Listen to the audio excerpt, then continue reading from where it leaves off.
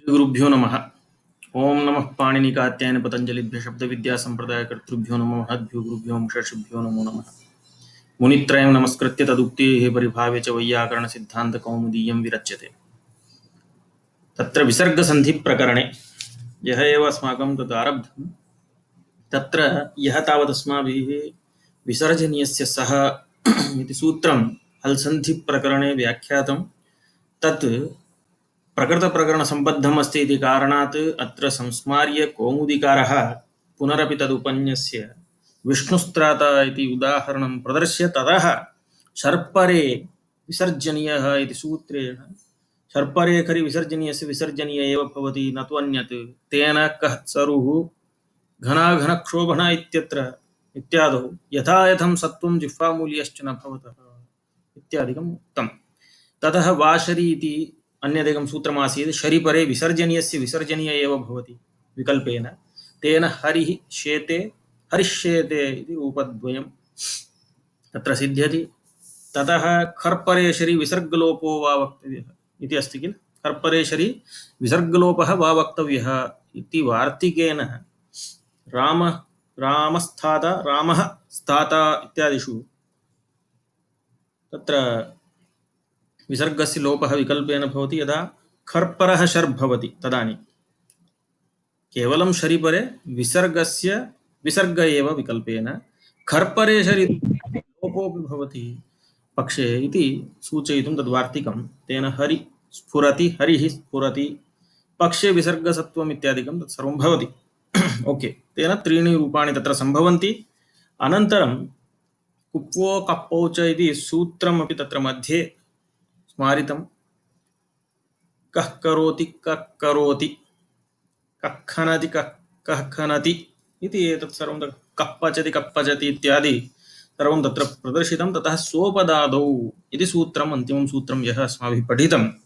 सोपदादौ इत्यत्र कुप्वोः इति अनुवर्तते, विसर्जनीयस्य इत्यपि अनुवर्तते, सः इति च।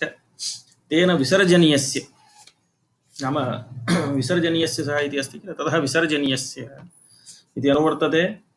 अनन्तरं शर्परे विसर्जनीयः इत्यतः क्षम्यतां, तत्र विसर्जनीयस्य तत् अनुवर्तते सः अत्रैव अस्ति। सोपदादौ इत्यत्र सः अपदादौ इत्यस्ति किल। तत्र कुप्वोः इति द्विवचनमस्ति इति कारणात् अपदादौ इत्यस्य अपदाद्योः इति भवति। अपदाद्योः कुप्वोः परयोः विसर्गस्य विसर्जनीयस्य नाम विसर्गस्य सत्त्वं भवति, परन्तु सर्वत्र तथा न स्यात् इति नियमसङ्कोचः वार्तिककारेण तत्र कृतः आसीत्। कथम् इत्युक्ते एतादृश नाम कुप्वोः परयोः, कीदृश कुप्वोः परयोः, अपदाद्योः कुप्वोः परयोः एवम् अपदाद्योः कुप्वोः परयोः यदा विसर्जनीयस्य सत्त्वं विधीयते तदानीं पाशकल्पककाम्येषु इति उक्तम्। नाम तत्रैव भवति पाशकल्पककाम्येषु इति वाच्यं, नाम तेषु परेषु।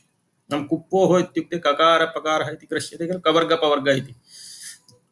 तर्हि तत्र पश्यन्तु, पाश इति पाशप् इति प्रत्ययरूपे पाशप् इत्यादि प्रत्ययः वर्तते, तद्धित प्रत्ययः। तर्हि पाश कल्प क काम्य इत्येते प्रत्ययाः सन्ति। तेषु परेषु नाम सर्वत्रापि यत्र कुत्रचित् नाम कवर्गः पवर्गः लभ्यते चेत् विसर्जनीयस्य सत्त्वं भवति, नाम अपदाद्योः कुप्वोः परयोः इति नास्ति। पाशकल्पककाम्येषु इति वाच्यम् इति चत्वारः प्रत्ययाः तत्र गृहीताः। तेषाम् उदाहरणानि अपि तत्र प्रदर्शितानि। पयस्पाशं यशस्कल्पम् इत्यादिकम्। अनन्तरं यशस्कं यशः काम्यति इति। अत्र सर्वत्र पश्यन्तु, पयः पयस् इति सकारान्तः शब्दः। तत्र पयस् ततः नाम दुष्टं पयः, नष्टं यज्जायते किल, दुष्टं पयः इति तत्र तस्मिन् अर्थे अत्र प्रकृतेः याप्ये पाशप् इति वर्तते, कुत्सितं पयः इति तस्मिन् अर्थे। तर्हि पयस् इति वर्तते, पाश इति प्रत्ययः एवं। तदानीं तत्र आदौ तावत् स्वस्य ऋत्वम् एवं तत्र पयस् इति जायते, पयस् पाशं, तस्याम् अवस्थायां तत्र विसर्गः यः जायते पयस् इत्यत्र, तस्य विसर्गस्य तावत् विसर्गस्य सत्त्वमनेन विधीयते। किं तत्र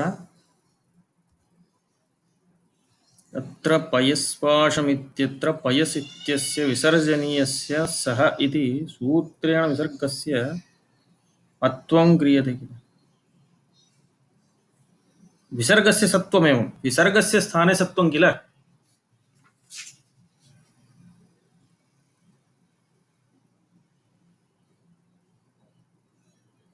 अतः सस्य ऋत्वं, सस्य ऋत्वं, तस्य ऋत्वस्य ऋत्वानन्तरं विसर्गः, तर्हि पयः पाशम् इत्यवस्थायाम् इदानीं विसर्गः वर्तते।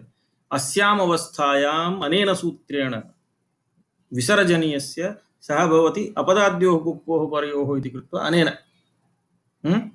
स्वपदादौ इति सूत्रेण पयस् पाशम् इति। यशस्कल्पं, यशस्कल्पं तावत् ईषदसमाप्तौ कल्पप्रत्ययः वर्तते। तर्हि ईषदसमाप्तौ कल्पम् इति, तत्र कल्पम् इति प्रत्ययः वर्तते, कल्प इति अवशिष्यते। तर्हि यशस् इति वर्तते किल, यशस् इति सकारान्तमेव प्रातिपदिकं भवति। तर्हि यशस् कल्प, तत्रापि ऋत्वम् अनन्तरं ऋत्वविसर्गः यदा जायते यशः कल्प इति जायते, इदानीं विसर्गस्य सत्त्वमनेन उच्यते। पुनः क इति, क इति प्रत्ययः इदानीम् अज्ञाते कुत्सिते वा स्वार्थे एव भवति। यशस्कम् इत्यत्र यशः, यशः एव यशस्कम् इति उच्यते, नाम अज्ञाते कुत्सिते वा कुत्सितं यशः इत्यादिकं वा तथा। तर्हि तत्र यशस् क इति प्रत्ययः वर्तते किल, इदानीं तत्र सस्य ऋत्वविसर्गे कृते यशः क इति वर्तते, अस्याम् अवस्थायां विसर्गस्य सत्त्वमनेन उच्यते यशस्क इति, ततः विभक्त्यादिकार्यं यशस्कम् इति। अनन्तरं पाशकल्पक काम्य इति, काम्यच्च इति प्रत्यय नामधातुप्रत्ययः भवति, तत्र उच्यते काम्यच्च इत्यत्र।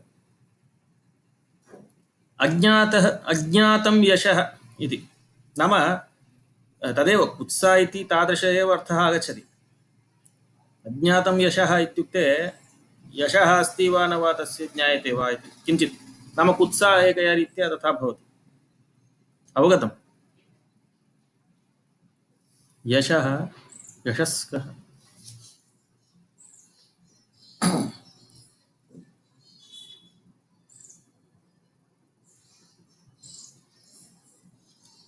यशः यशस्कः एकमेव किल, तदेव स्वार्थे एव अयं कप्रत्ययः। तर्हि यशः इत्युक्ते इदानीं यशः इत्यनेन सामान्यतया कीर्तिः इत्युच्यते, परन्तु अज्ञाते अर्थे यदा स्वार्थे कप्रत्ययः भवति, स्वार्थे ये प्रत्ययाः भवन्ति ते किं कुर्वन्ति, तत्र विद्यमानमेव अर्थं द्योतयन्ति, स्वार्थमेव द्योतयन्ति, ततः अधिकः अर्थः कोऽपि न भवति। तर्हि अत्र अज्ञाते अर्थे यशस्कः इत्युक्ते तस्य यशः तदेव अस्ति वा न वा इति, तस्मिन् अर्थे अज्ञातार्थे। कुत्सिते तु कुत्सितं यशः नाम कुख्यातः इत्युच्यते किल, तादृशरीत्या यशस्कः इति एवमस्ति। इदानीं काम्येषु काम्यच् इति वर्तते किल, काम्यच् इति सूत्रेण, तर्हि यशः काम्यति, यशः आत्मनः इच्छति इति इत्यस्मिन् अर्थे तत्र भवति। यशः आत्मनः इच्छति इत्यस्मिन् अर्थे इदानीं काम्यच्च इति सूत्रेण काम्यच् प्रत्यये क्रियते, यशस् काम्य इति वर्तते। ऋत्वं विसर्गश्च यदा जायते ततः इदानीं विसर्गः वर्तते, तस्य विसर्गस्य स्थाने अनेन सत्वं भवति। एवं तर्हि सत्वं भवति चेत् यशस्काम्यति इति। पयस्पाशं यशस्कल्पं यशस्कं यशस्काम्यति अनव्ययस्येति वाच्यम् इति कथयति। नाम अनव्ययस्येति वाच्यं, पूर्वं यत् अनुवृत्तं तद् अनव्ययस्येति यत् उक्तं किल, तर्हि अनव्ययस्य विसर्गस्य इति तत्र अन्वेति। विसर्जनीयस्य इति षष्ट्यन्तम्, अनव्ययस्य इत्यपि षष्ट्यन्तम्। एवं तर्हि आदौ तावत् किमुक्तम्, अपदाद्योः कुप्पोः इत्युक्तम्। तर्हि अपदाद्योः कवर्गे पवर्गे च परे। तर्हि कवर्गे पवर्गे च परे इत्युक्ते तत्र अनेन परिगणनं कृतं। पाश कल्पक काम्य इति एतेषु चतुर्षु परेषु एव भवति सप्तमे विषये। इदानीं विसर्जनीयस्य इति षष्ट्यन्तं किल। तर्हि विसर्गस्य सत्त्वं, तर्हि कीदृशविसर्गस्य सत्त्वं भवति इत्युक्ते अनव्ययस्य इति। तत्र षष्ठी किल, अतः तत्र अन्वयति। एवञ्च अनव्ययस्य इति। तर्हि अनव्ययस्य विसर्जनीयस्य सत्त्वं भवति एतेषु परेषु इति तु अत्रापि अनुवर्तते। एवं तर्हि अनया रीत्या अव्ययभिन्नस्य अवयवविसर्जनीयस्य, अवयवभिन्न यः शब्दः तस्य यः अवयवः विसर्गः तस्य सत्त्वं भवति एतेषु परेषु इत्यादिकम् आगच्छति इति सिद्धं। तेन प्रातः कल्पम् इत्यत्र पश्यन्तु। प्रातः कल्पम् ईषदसमाप्तः प्रातःकालः इत्यस्मिन् अर्थे पश्यन्तु। प्रातर् इति अव्ययं रेफान्तम् एवं किल। तर्हि प्रातर् इति वर्तते, कल्प इति प्रत्ययः वर्तते, कल्पप् इति प्रत्ययः। तर्हि प्रातर्कल्प इति अस्याम् अवस्थायां रेफस्य विसर्गः भवति। रेफस्य विसर्गः यदा जायते प्रातः कल्प इति वर्तते। इदानीं पश्यन्तु, कल्प इति प्रत्ययः वर्तते, अपदाद्योः कुप्वोः इति उक्तमासीत्। तत्र पाशकल्प इति इत्यादि परिगणनं कृतं, तत्र विद्यमानं कल्प इति वर्तते परत्वेन। तर्हि प्रकृते अत्रापि विसर्गः वर्तते एव। तर्हि विसर्गस्य अस्य सत्त्वं स्यात् इति प्राप्ते अनव्ययस्य इति नियमः कृतः। नाम यस्य कस्यचित् पाशकल्पककाम्येषु परेषु अपदाद्योः कुप्वोः इत्यादि रीत्या अर्थं वर्णयित्वा यस्य कस्यचित् विसर्गस्य क्रियताम् इति नास्ति। अनव्ययस्य विसर्गस्य। इदानीं प्रातः इति तु अव्ययं किल, प्रातर् इति अव्ययं भवति। तेन प्रातः इत्यत्र यः विसर्गः भवति सः विसर्गः अव्ययस्य अवयवः भवति। अतः अनव्ययस्यैव भवति, न तु अव्ययस्य इति कारणात् अन्यत्र पश्यन्तु इदानीं। तर्हि अन्येषु उदाहरणेषु इदं सङ्गतम् अवश्यं भवति। कथं? पयस् अव्ययं नास्ति, एवं यशस् अव्ययं नास्ति। अतः तत्र इदं युज्यते। प्रातर् इति तु अव्ययं भवति, यतः अव्ययात्मकः यः शब्दः, नाम अव्ययरूपः यः शब्दः तस्य शब्दस्य यः अवयवः विसर्गः तस्य न भवति। तेन प्रातः कल्पम् इत्यत्र तु विसर्ग एव एवम् इत्यर्थः। नाम विसर्गः भवति, तत्र कुप्वोः इत्यादिकं प्रवर्तते, नाम जिह्वामूलीय इत्यादिकं तत्र प्रवर्तते विसर्गः जिह्वामूलीयश्च, परन्तु सत्त्वं तु न भवति सोपदादौ इति। एवम् अनन्तरं पुनः तत्र एवमुक्तेऽपि यदा तत्र पाशकल्पककाम्येषु इत्युक्तं तदा सर्वत्र प्रसज्येत इति कृत्वा तेन संकोचः कृतः ईषत् अनव्ययस्य इति। इदानीम् अस्तु, तर्हि अव्ययस्य नाम अनव्ययस्य विसर्गस्य इत्यस्य कः अर्थः? अनव्ययात्मकः यः शब्दः तस्य यः अवयवः विसर्गः तस्य भवतु इत्यर्थः। एवं किल, अव्ययभिन्नस्य इत्यर्थः। तर्हि पाशकल्पककाम्येषु इति वर्तते। तर्हि एवमुक्तेऽपि तर्हि एतादृशरीत्या कुत्रचित् लभ्यते चेत् इतोपि कुत्रचित् कर्तुं शक्यते वा इत्युक्ते एकत्र पुनः दोषः आगतः। तस्मात् कथयति काम्ये रोरेवेति वाच्यं। काम्ये नाम काम्यचिति प्रत्यये परे तु रोः एव यः विसर्गः रोरेव इति वाच्यं। काम्ये रोः नाम रु, रुत्वं कदा रु कथम् आगच्छति? सशुषो रुः इति यदा रु भवति तादृश रु इत्यस्य नाम रोः नाम रु इत्यस्य स्थाने यः विसर्गः जायते तस्यैव काम्ये रोरेव इति वाच्यं। तेन किं फलम्? इदानीं यशस्काम्यति इत्यत्र पश्यन्तु, सशुषो रु इत्यनेन रुत्वम् आगतं, तस्य स्थाने विसर्गः, तस्य विसर्गस्य इदानीं सत्त्वं कृतमासीत्। प्रकृते पश्यन्तु, गीः काम्यति इत्यत्र ये काम्यति इत्यत्र कथमस्ति? गृनिगरणे इति धातुः, तस्मात् धातोः क्विप्रत्ययः क्रियते, तस्य लोपः सर्वापहारी। ततः रीत इद्धातो इत्यनेन इत्वं रपरत्वं। महोदय आम्। किं धातु भोः? गृनिगरणे दीर्घ गृ वर्णः गृनिगरणे। गृनिगरणे। एवम् एवं निगरार्थकः धातुः भवति। निगरणं नाम तद् यदा गलबिलात् अधः गच्छति तदेव निगरणम् इत्युच्यते। एवम् एवञ्च गृनिगरणे इत्यस्मात् धातोः पिप्रत्यये कृते सति रीत इद्धातो इत्यनेन सूत्रेण यदा इत्वं रपरत्वं क्रियते तदानीं गिर् इति भवति। अनन्तरं रे भवान्तस्य धातोः उपधायाः दीर्घस्यादिति हलिच इति सूत्रेण यदा दीर्घः क्रियते तदानीं गीर् इति भवति। एवम् इत्वं रपरत्वं तत्र गृ इति तत्र ह्रस्वः दृश्यते, दीर्घः लेखनीयः भोः। नाम एवं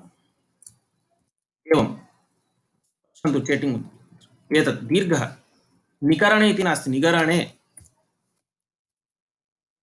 निगरणे इत्युक्ते तत्र गकारः।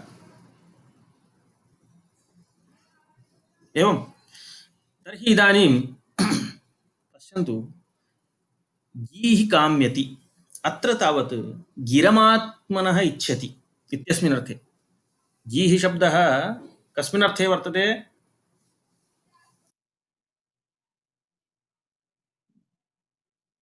गीर्वाणगीः इत्युच्यते किल, भाषा इत्यस्मिन् अर्थे। नाम गिरमात्मनः इच्छति इत्यस्मिन् अर्थे इदानीं काम्यच्च इति प्रत्ययः भवति किल। तर्हि गीः काम्यति इत्यत्र तदेव निगलना, हिंदी भाषायां निगलना इत्युच्यते किल। यथा गुलिकां खादति कश्चन तर्हि निगरणं तस्य भवति, गलविलादधः गच्छति तथा साक्षात् तस्य चर्वणं वा भोजनम् इत्युक्ते चर्वणं क्रियते साक्षादेव यदा तदेव। एवम् अतः इदानीं किं भवति, प्रकृते पश्यन्तु गीः काम्यति इत्यत्र गिर् इति वर्तते।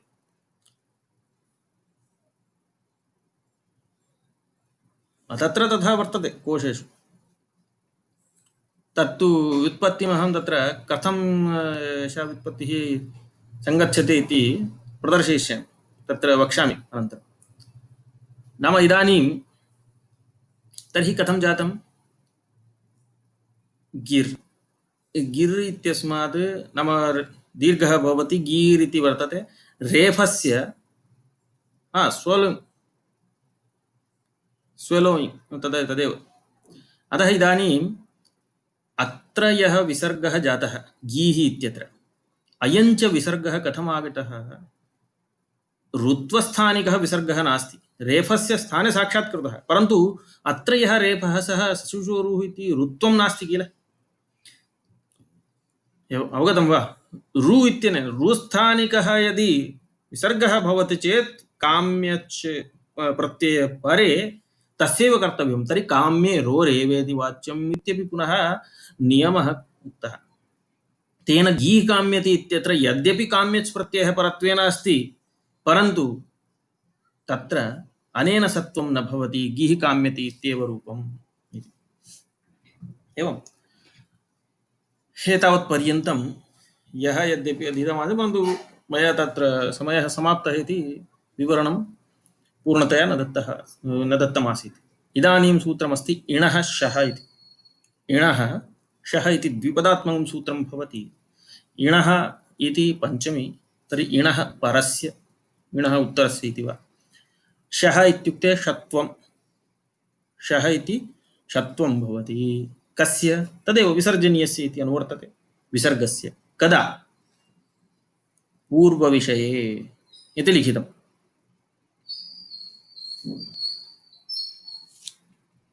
एकं क्षणं, कः प्रश्नः?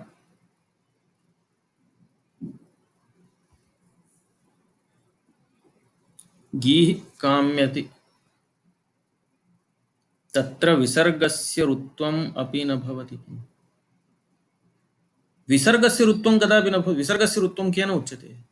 विसर्गस्य सत्वम् उच्यते। ऋत्वं तु सशुषोरुः इति सकारस्य ऋत्वं भवति, विसर्गस्य ऋत्वं नास्ति।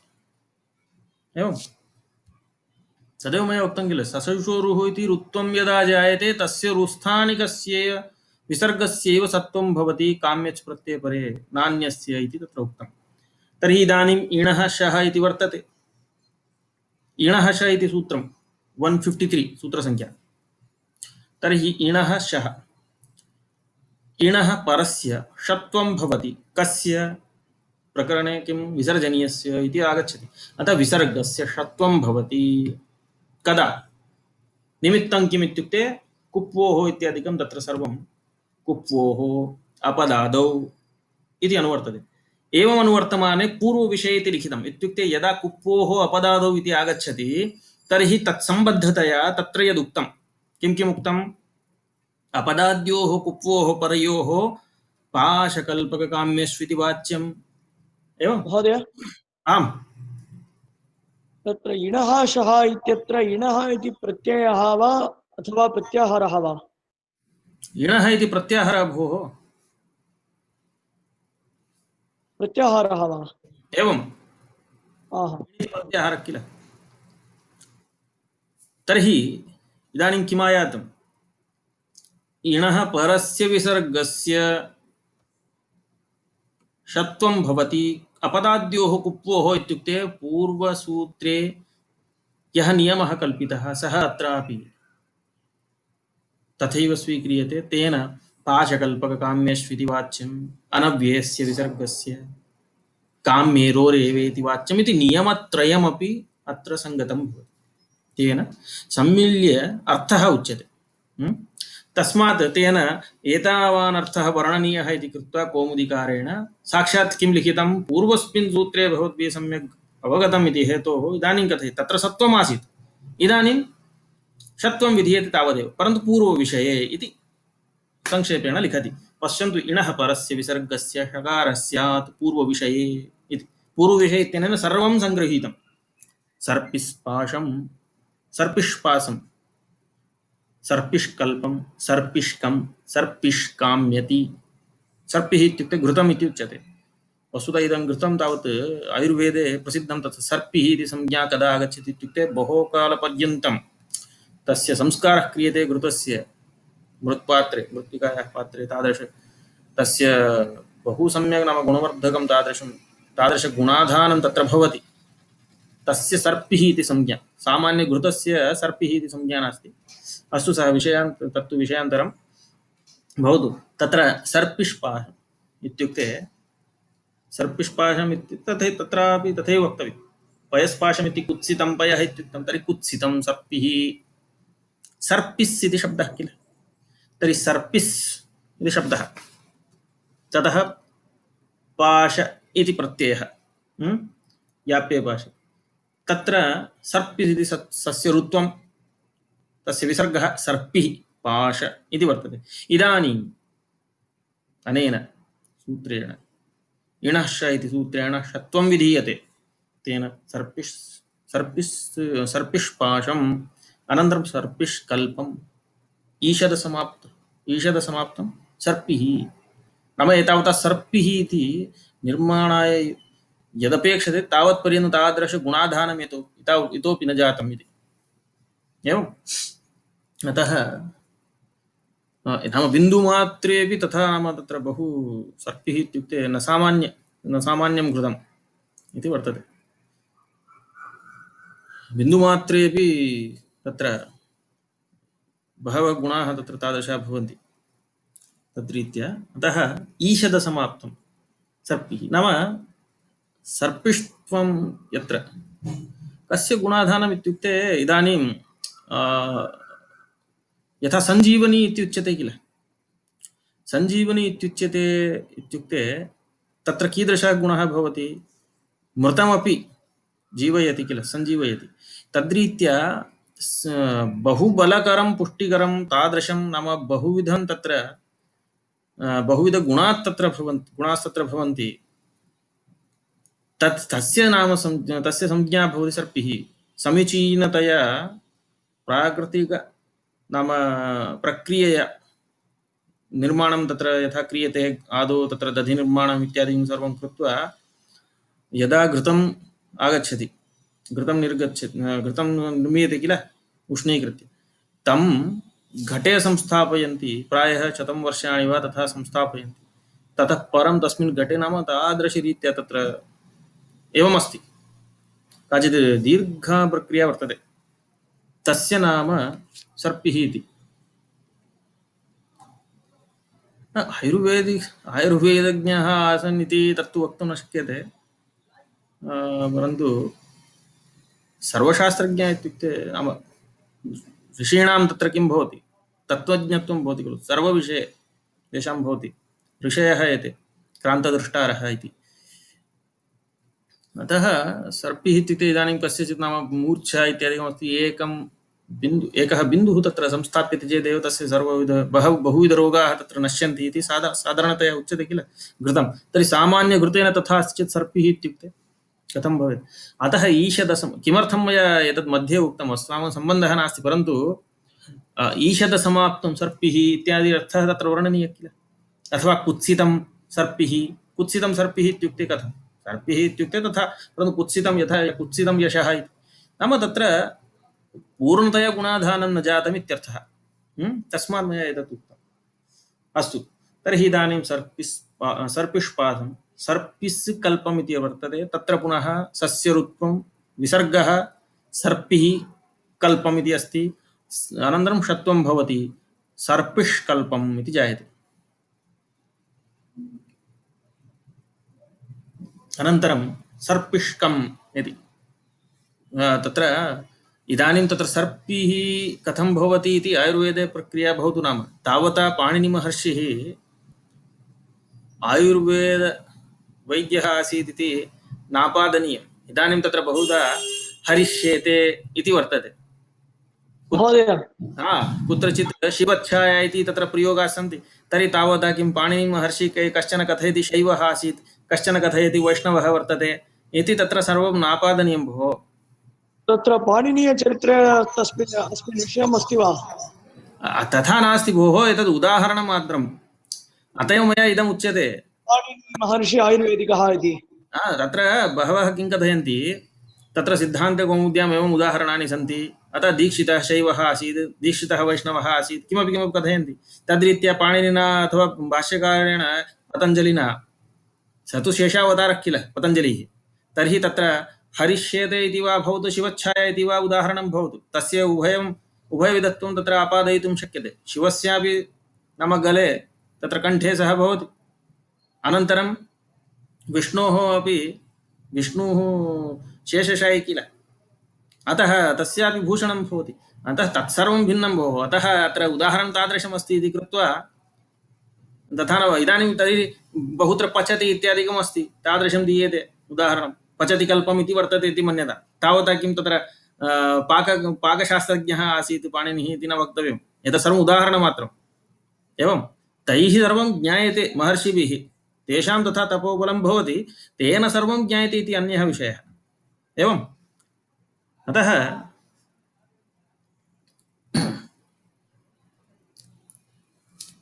तत्र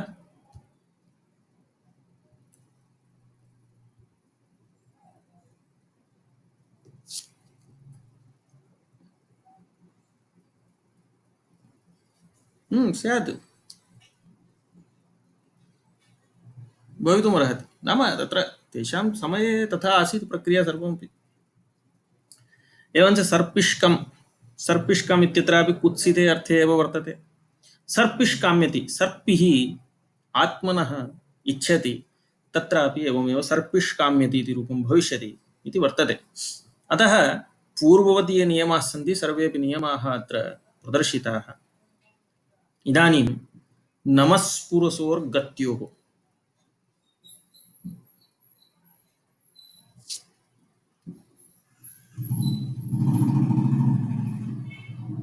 पूर्वसूत्रेण सत्त्वे प्राप्ते आदेशवृत्तियो इति एव इणः परत्वाशक्तं भवति, किमर्थं पुनः एतत् सूत्रमिति। पूर्वसूत्रेण नाम तत्र सोपदादौ इत्यनेन, नाम षत्वम् आदेशप्रत्ययोः इति षत्वम् इत्युक्ते तदेव लखन् वैष्णवजी उक्तवान् किल, अपवादः भवति कुप्वोः इत्यादि। एवम् अतः तत्र इणः उत्तरस्य षत्वं तु विहितं, परन्तु कुप्वोः इत्यादिकम् अपवादः किल, तद्बाधित्वा पुनः कुप्वोः अनयोः अनेन अपवादः उच्यते इति। अवगतम्? इदानीं नमस्पुरुषोर्गत्योः इति वर्तते।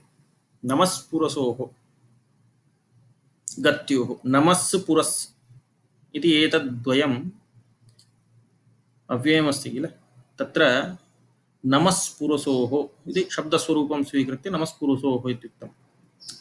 षष्ठीद्विवचनं नमस्पुरुषोः गत्योः नाम गतिसंज्ञकयोः, गतिसंज्ञकयोः नमस्पुरुषोः, नमस् इत्यस्य पुरस् इत्यस्य च विसर्गस्य, विसर्जनीयस्य इति अनुवर्तते, तस्मात् विसर्गस्य सह स्यात् कुप्वोः परयोः इति।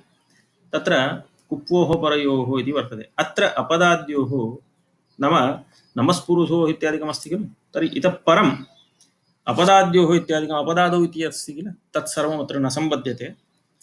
तस्मात् प्रकृते नमस् इति सकारान्तम् अव्ययम्, अनन्तरं पुरस् इत्यपि अव्ययम्। तर्हि एवम् उच्यते, गतिसंज्ञा कस्य उक्ता? गतिसंज्ञा कस्य उक्ता? उपसर्गे उपसर्गे क्रियायोगे गतिश्च इति, परन्तु प्रादीनां खलु तथा उक्तं। तर्हि प्रादेयः एवं प्रादयः क्रियायोगे उपसर्गसंज्ञकाः गतिसंज्ञकाः स्युः इति। एवं किल। तर्हि इदानीं प्रादिषु नमस्पुरयोः पाठः नास्ति। महोदय, नमस्पुरस् इत्यनयोः पाठः प्रादिषु नास्ति किल। प्रादयः 22 तावन्तः एव खलु पठिताः। तर्हि कथमत्र गतिसंज्ञा इति प्रश्नः उदेति। एवं नमस् पुरस् इत्यनयोः प्रादिषु पाठः भवत्, गतिसंज्ञा कथं स्यात् इत्युक्ते साक्षात् प्रभृतीनि च इति विकल्पेन, तत्र विभाषाक्रयी इत्यस्मात् तत्र विभाषा इत्यनुवर्तते, अतः साक्षात् प्रभृतीनि च इति सूत्रेण तत्र विकल्पेन गतिसंज्ञा उक्ता। एवं अन्यथा प्रादिषु पाठः भवत्, तत्र क्रियायोग भवतु नाम, तेन किम्?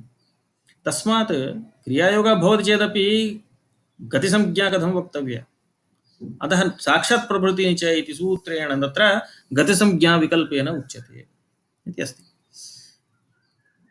तदेव तत्र लिखति, पश्यन्तु, साक्षात् प्रभृतित्वात् क्रयः योगे विभाषा गतिसंज्ञा, क्रयः योगे साक्षात् प्रभृतीनि च विभाषा क्रयी इति वर्तते। क्रयः योगः भवति डुक्रैकरणे इति धातु किल, तत्र योगः भवति चेदेव गतिसंज्ञा विकल्पेन भवति इति तत्र कथयति। नमस्करोति, नमस्करोति ऋत्वं विसर्गः पुनः इदानीं सत्वम्।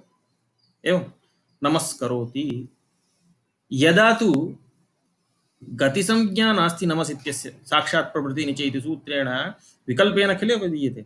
यदा विकल्पेन नाम तदभावे गतिसंज्ञा न भवति, तदानीं नमः करोति इति। तत्र यदा सत्वं न भवति तदानीं विसर्गः जिह्वामूलीयश्च इति उभयमपि। तर्हि रूपत्रयं नमस्करोति गतिसंज्ञापक्षे, गतिसंज्ञाभावपक्षे नमः करोति नमः करोति इति नाम अर्धविसर्गः इति तदपि वक्तव्यम्। एवम् अनन्तरं पुरोव्ययम् इति नित्यं गतिसंज्ञा। पुरस् इति विषये तु पुरोव्ययम् इति नित्यमेव गतिसंज्ञा, नमस् विषये तु विकल्पेन आसीत्।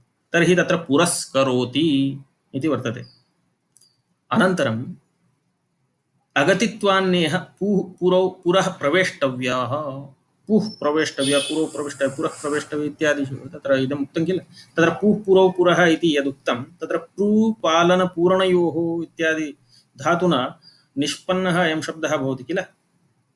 तत्र पुरः इति अस्ति, तर्हि पुरस् इति तद्भिन्नम् इदं भिन्नं।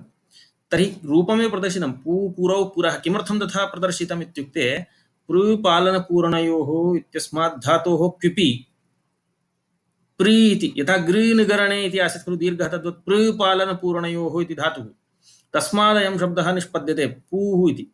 पुरः पुरौ पुरः इति तत्र पुरः इत्यत्र पुरस् इति वर्तते अस्य तु गतिसंज्ञा नास्ति एवं पूर्वव्ययम् इत्यस्य नित्यं गतिसंज्ञा वर्तते अतः पुरः प्रवेष्टव्याः इत्युक्ते तत्र उदाहरणम् इदं पुरः प्रवेष्टव्या इति तत्र तु न भवति पुरः प्रवेष्टव्या एवं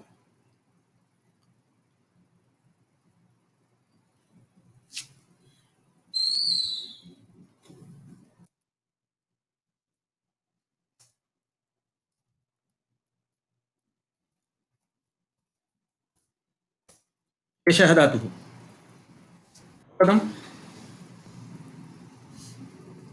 तर्हि इदानीं पश्यन्तु इदमपि जातम् अनन्तरं ईदुदूपदस्य च प्रत्ययस्य इति सूत्रमस्ति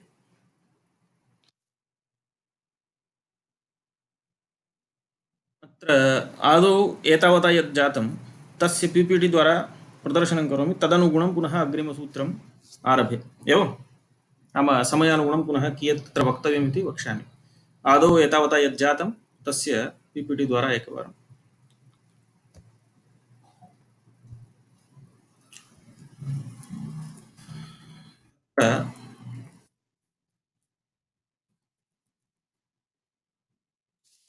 सोपदादौ इति सूत्रं किल इदं सूत्रमस्ति तत्र पूर्णतया व्याख्यानं न जातमासीत् यः इति कारणात् इदम्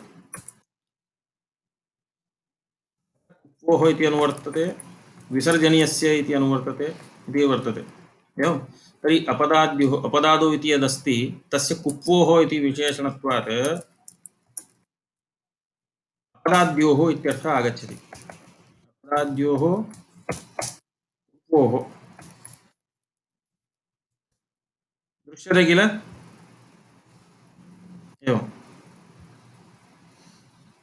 दृश्यते भोः एवं अपदाद्योः कुप्वोः परयोः इति अत्र सप्तमी किल इति एवम् अर्थः वर्ण्यते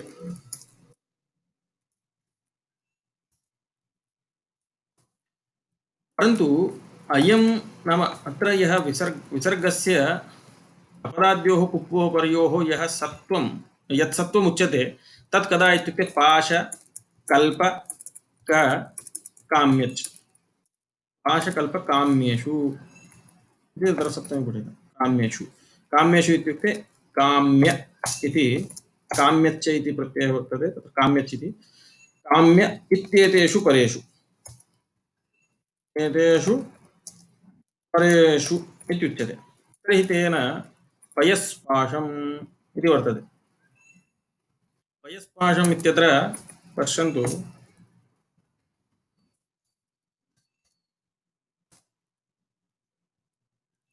पयस् इति सकारान्तं भवति प्रातिपदिकं तत्र पयस् इत्यस्मात् पाश इति प्रत्ययः याप्ये पाशम् इति सूत्रेण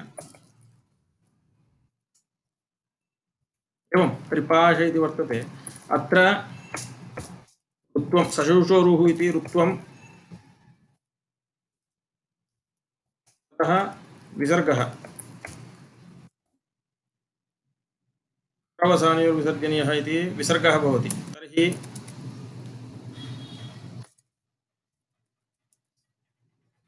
पयः पाश इति वर्तते इदानीम् अस्य विसर्गस्य प्रकृतवात् नाम पाशकल्पककाम्येषु इति एतद् वार्तिकसहकारेण स्वपदादौ इति सूत्रेण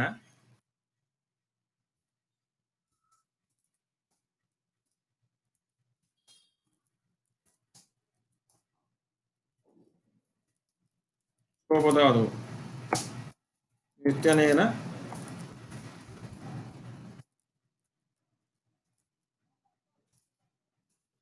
सत्वं भवति तर्हि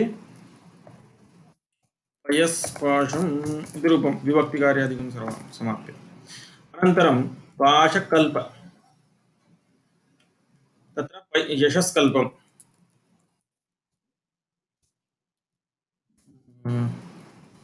यशस् कल्प इति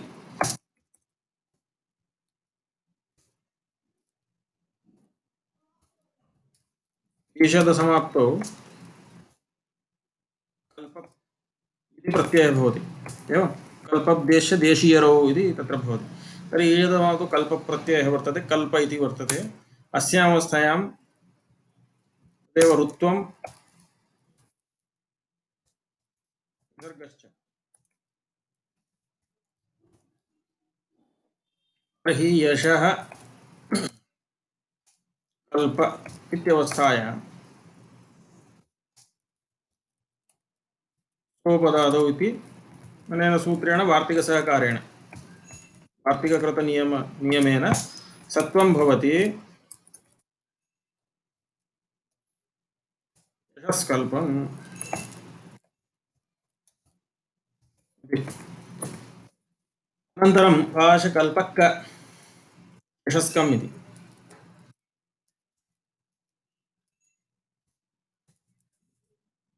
यशस्क इति तत्र तावत् अज्ञातार्थे अज्ञातार्थे कुत्सार्थे वा अर्थे वा स्वार्थिकः कप्रत्ययः भवति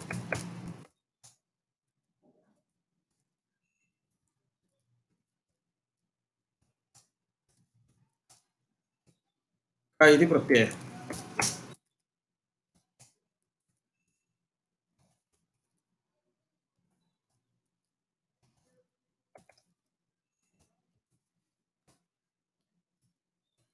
तर्हि अत्रापि ततः ऋत्वं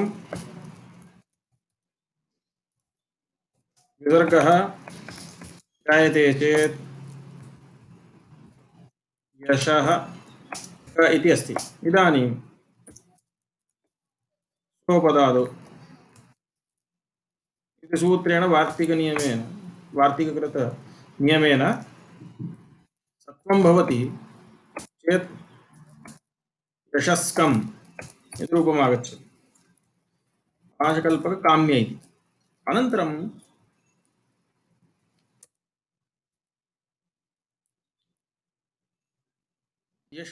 यशस्काम्यति इति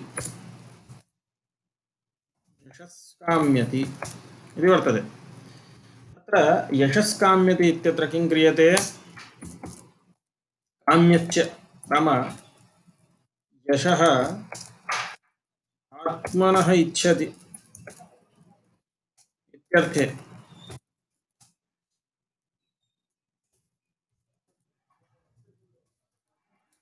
काम्यच्च इति काम्यच् प्रत्यय इति सूत्रेण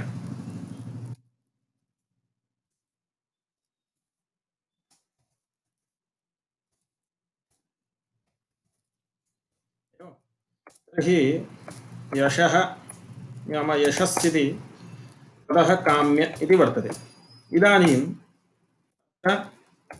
ऋत्वं विसर्गः भवति चेत् यशस् सकारस्य अस्य ऋत्वविसर्गः सस्य तर्हि यशः काम्य इति जातम् एवं किल यशः काम्य इति जातं चेत् इदानीं स्वपदादौ इति सूत्रेण स्वपदादौ इति सत्वं भवति वार्तिककृतनियमानुसारेण तेन यशस्काम्यति इति रूपं भवति अत्र अन्यदेकं वार्तिकमुक्तम् अग्रे काम्येरोरेव इति तत् पश्यामः अत्र तु तद् घटते एव ततः मध्ये अनव्ययस्य इति एकं वार्तिकं पठितम् किमित्युक्ते अनव्ययस्य इति वाच्यम् या षष्ठी वर्तते अनव्ययस्य तर्हि एतद् भवति विसर्जनीयस्य इत्यस्य विशेषणं तर्हि अनव्ययस्य इस् इक्वल् टु अव्ययभिन्नस्य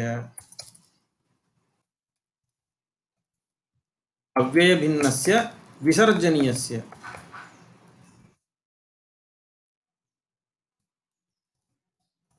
नाम विसर्गस्य एवम् अव्ययस्य नाम अव्ययभिन्नस्य विसर्जनीयस्य तर्हि अव्ययभिन्नस्य विसर्जनीयस्य इत्यस्य अर्थः कियत्पर्यन्तं वर्णनीयः अव्ययस्य यः अवयवः तावत्पर्यन्तं। यतो हि विसर्ग एव अव्ययं कुत्रापि नास्ति किल, विसर्गः अव्ययं कुत्रापि नास्ति। अतः अव्ययभिन्नस्य इत्यस्यापि किं वक्तव्यम्, अव्ययस्य यः अवयवः विसर्गः तद्भिन्नस्य इति एतावत्पर्यन्तम् अर्थः वर्णनीयः, तद्भिन्नस्य विसर्जनीयस्य इति। तर्हि तेन किं भवति पश्यन्तु, निगराणे इति धातुः वर्तते किल, तस्मात् धातोः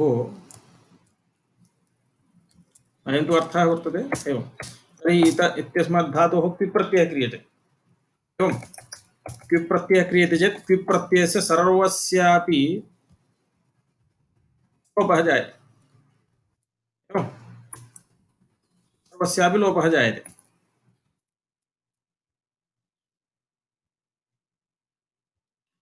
सर्वस्यापि लोपः भवति चेत् इदानीम् अत्र अस्याम् अवस्थायां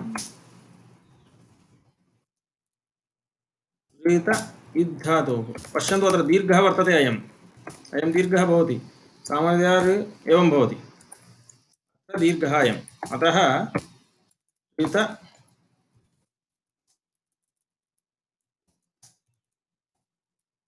धातोः इत्यनेन इत्वं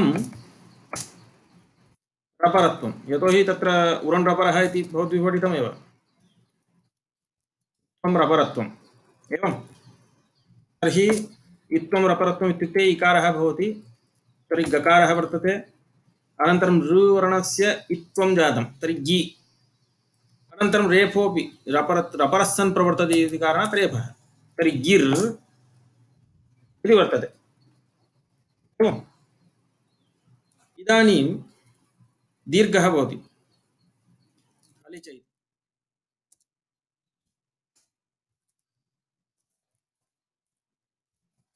रेफवान्तस्य धातोः उपधाय दीर्घः इति उपधा दीर्घः,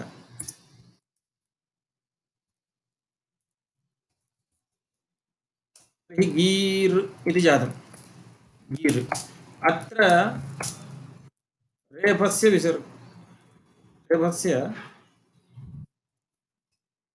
विसर्गः करवसानयोः, अत्र तावत् परत्वेन किमपि नास्ति चेदपि अवसानेपि भवति खलु, अतः रेफस्य विसर्गः इति उच्यते। अस्तु, तत्र गीर् इत्यत्र पश्यन्तु, गीः इति जातम्, अनन्तरं काम्यति इति वर्तते एवं। तर्हि गी काम्यति इत्यत्र इदानीं काम्य इत्येव वर्तते किल, तथापि अत्र अयं यः रेफः वर्तते, यथा तत्र उपरि पश्यन्तु, यशस् काम्यते इत्यत्र सर्वत्रापि सशुषो रुः इति ऋत्वं कृत्वा, नाम ऋत्वं भवति, ततः विसर्गः। अत्र तथा नास्ति, अत्र साक्षात् रेफस्यैव कारणात् गी काम्यते इत्यत्र, सोरि मया तत्र अग्रे गतं, गी काम्यते इत्यत्र काम्ये रोरेवे इति वाच्यम् इति अस्ति। अनन्तरम् अनव्ययस्य इत्युक्ते अत्र यद्यपि प्राप्नोति, अनव्ययस्य इति, अनव्ययस्य इति तु प्रातः कल्पम् इति एतत् नेतव्यं। बुद्धौ नाम एकवारं पाठितं किल, अतः बुद्धौ किम् अस्ति इत्युक्ते भवतां कृते इदम् उक्तमेव इति अग्रे गतं मया। प्रातः कल्पम् इत्यत्र पश्यन्तु, प्रातर् इति अव्ययमस्ति, ततः कल्प इति ईषदसमाप्त प्रातःकाल,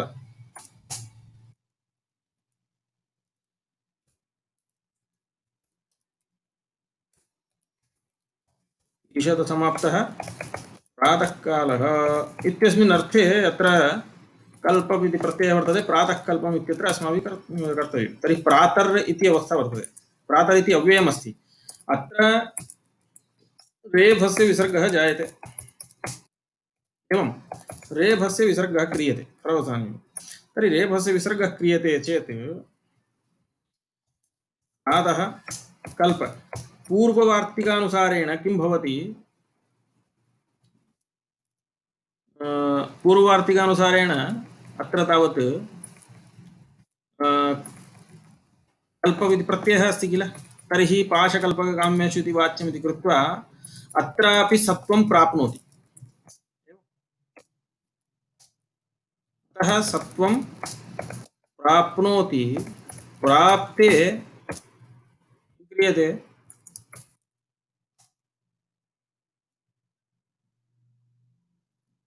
अनव्ययस्य इति नियमः इदानीमिदम् आनयम्।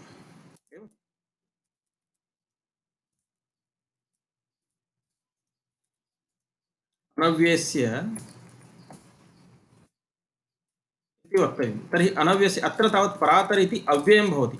अतः अव्ययस्य अत्र कथम् अर्थः वर्णितः? अव्ययस्य यः अवयवः विसर्गः तद्भिन्नस्य। अत्र पश्यन्तु अव्ययः अव्ययमिदं।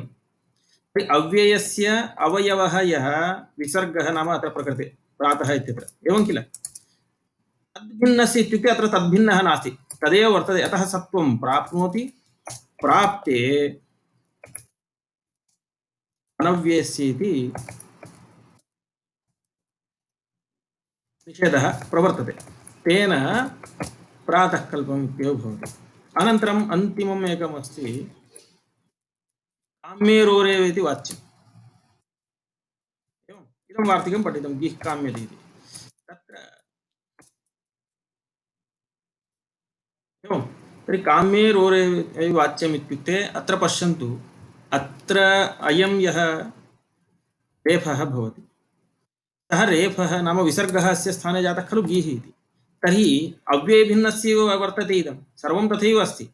काम्यच् इति प्रत्ययोऽपि अस्ति, तथापि वार्तिके किमुक्तं काम्येरोरेव इति रुस्थानिकस्यैव। अत्र रुत्वं कुत्रापि नास्ति, सशुषुरुः इति न प्रवर्तितं, साक्षादेव रेफस्य विसर्गः। अतः काम्येरोरेव इति वाच्यम् इति कृत्वा प्रकृते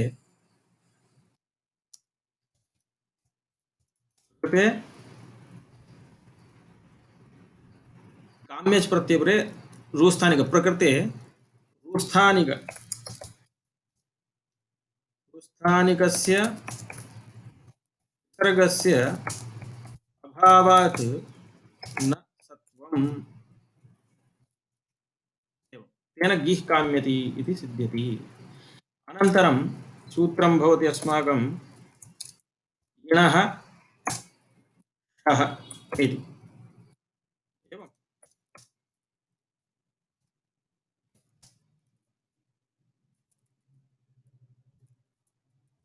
काम्येरोरेव इति वाच्यम् इति अस्ति। अत्र अनव्ययस्य इति वाच्यम्।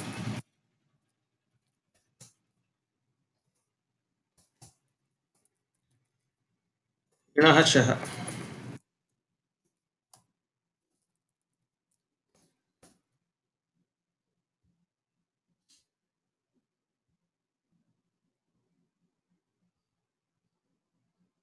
इदानीं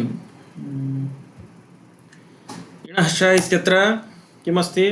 इणः इति पञ्चमी अस्ति, अतः इणः परस्य षत्वं भवति। कस्य? तर्हि विसर्जनीयस्य इति अनुवर्तते।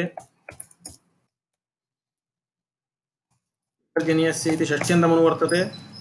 अनन्तरं कुप्वोः इत्यादिकं सर्वम्। अतः पूर्वविषये इति लेखनेन किं भवति? सर्वमपि आगच्छति। पूर्वविषये इत्युक्ते सर्वं किं? कुप्वोः अपदादौ इत्यस्य साक्षात् अपदाद्योः इत्येव लिखामि। अपदादौ इति यदनुवर्तते। अनन्तरं कुप्वोः अपदाद्योः, अनन्तरं पाश कल्प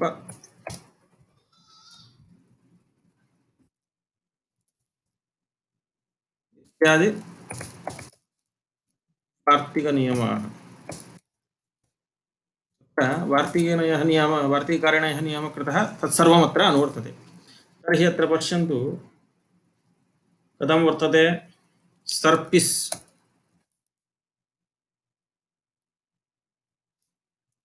इति अस्ति किल, तत्त्वं भवति। तर्हि सर्पिस् पाशं, तर्हि अत्र तस्य रुत्वं विसर्गः सर्वत्रापि तथैव अस्ति। विसर्गः कथं भवति? रुत्वविसर्गः किल। पाशं सर्पिष्कल्पं सर्पिष्कं सर्पिष्काम्यं, तर्हि एकत्रैव सर्वं लिखामि। सर्पिस्पाशं सर्पिष्कल्पं, तदेव उदाहरणं। सर्पिष्कं sorry, पाशकल्पक काम्य काम्यति एतत् सर्वं नाम अनेन एकैकस्य ग्रहणं कर्तव्यं क्रमेण। तर्हि अत्र सर्वत्रापि आदौ कथं प्रक्रिया भवति? तस्य ऋत्वे विसर्गे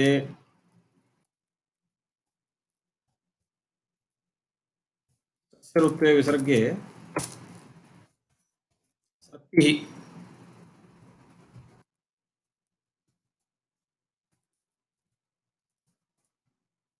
तर्हि एतेषु परेषु पूर्वविषये सर्वं भवति चेत् षत्वं भवति। इणः उत्तरस्य अस्ति खलु, तर्हि इकारात् परत्वेन अयं भवति विसर्गः इदानीम् अत्र प्रकृते। तर्हि क्रमेण सप्ति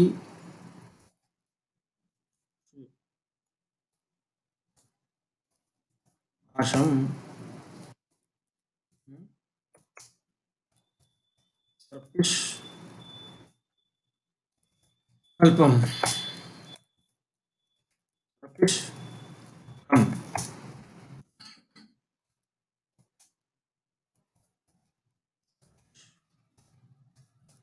इति एतत् सर्वं सिद्धम्। अनन्तरं अस्माकं सूत्रमस्ति नमस्पुरुषोर्गत्योः।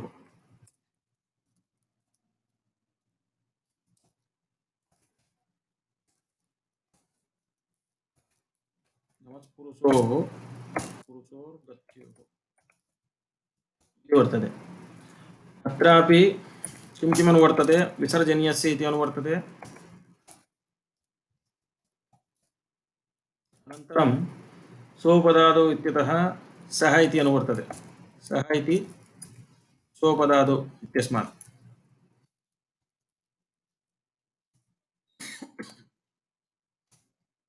अनन्तरम् उप्वोः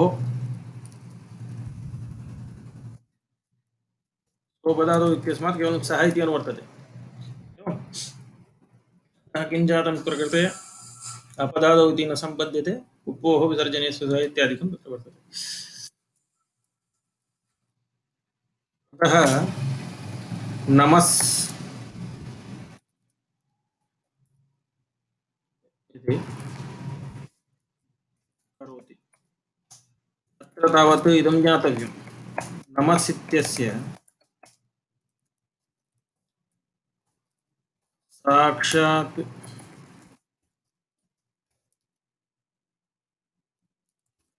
प्रभृतीनि च साक्षात् प्रभृतीनि च इत्यनेन गतिसंज्ञा एवं। तस्मात् ततः किं क्रियते? नमस् इति अस्ति किल, आदौ ऋत्वे विसर्गे कृते ऋत्वे विसर्गे नमः करोति। इदानीं अनेन नमस्पुरुषोः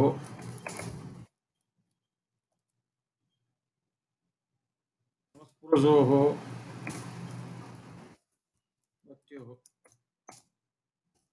अनेन सत्वम्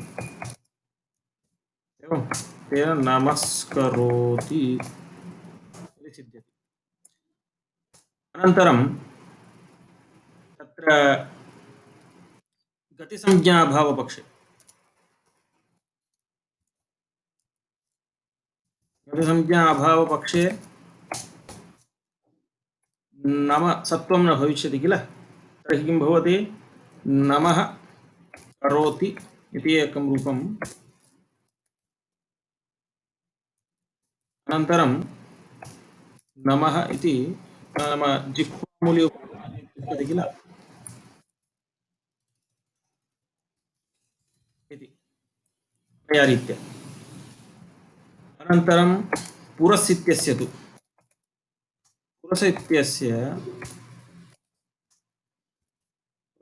तु पुरोव्ययम् इति सूत्रेण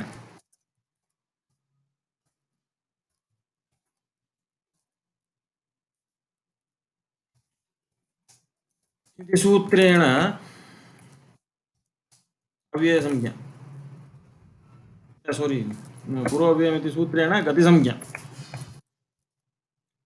तर्हि अत्रापि पुरस् इति वर्तते तत् सस्य ऋत्विसर्गः क्रियते चेत् पुरः करोति इत्यवस्थायां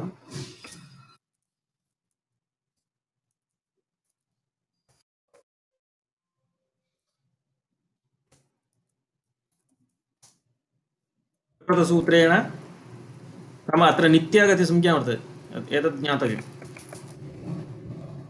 नित्यगतिसंज्ञा भवति यतः पुरः करोति इत्यत्र तु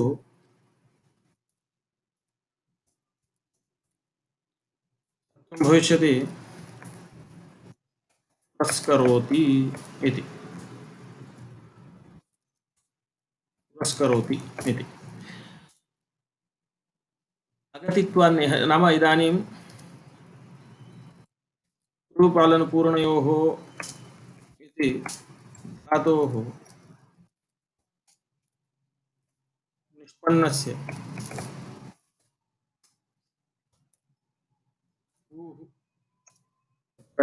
ऊः पुरौ पुरः पुरौ इति ऊः इति शब्दः निष्पद्यते तस्य द्विवचने पुरौ पुरः इति वर्तते बहुवचने अस्य पुरः इत्यत्रापि इदानीं पुरस् इति अस्ति किल तर्हि अत्रापि यदा सस्य ऋतुविसर्गः भवति तदानीं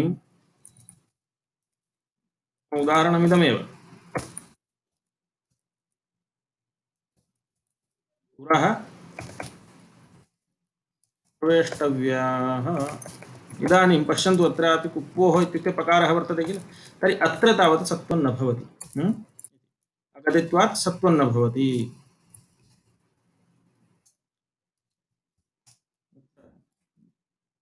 गतिसंज्ञा भावात् न सत्वम् इति एतावत्पर्यन्तं जातम् इति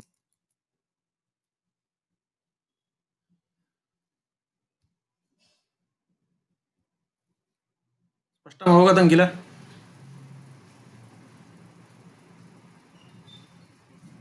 संशयः नास्ति खलु कुत्रापि महोदय आम् गतिसंज्ञा का पक्षो नाम गतिसंज्ञा उच्यते भोः गतिसंज्ञा यथा तत्र प्रादीनां तत्र क्रियायोगे गतिसंज्ञा उक्ता तद्वत् अत्रापि क्रयः योगे कृधातुयोगे गतिसंज्ञा उक्ता वर्तते अतः यदा गतिसंज्ञा भवति तदानीम् एकं रूपं नाम सत्वं भवति यदा गतिसंज्ञा न भवति तदानीं सत्वं न भवति इत्यर्थः एवम् अवगतम्